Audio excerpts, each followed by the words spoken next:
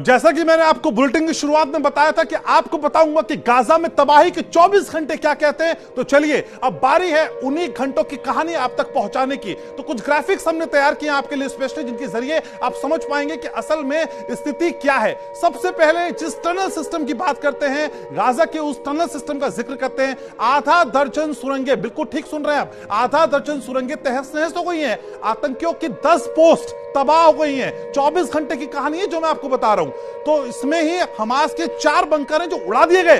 आतंकी की 2 हथियार की फैक्ट्री खत्म हो गई। इतना ही नहीं, अभी और सुनिए आप, उड़ा दिए कई मिसाइल डिपो भी, कई कमांडर्स के ठिकाने खत्म हो गए और साथ ही दर्जनों आतंकियों को ढेर कर दिया।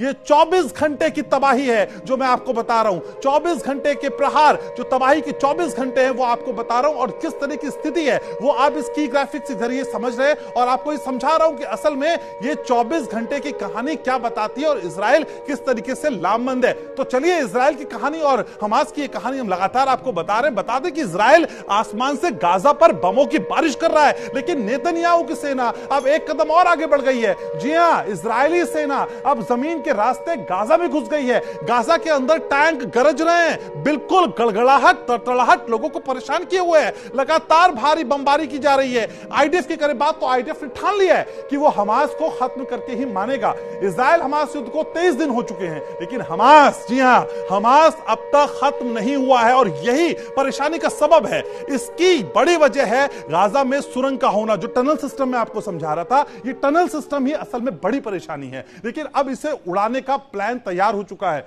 जी हां, कैसे इस टनल सिस्टम को जड़ से उखाड़ा जाएगा और कैसे हमास को बता दिया जाएगा कि आईडीएफ ने बहुत कुछ ठाना है। जानना चाहते हैं आप? ये रिपोर्ट देखिए।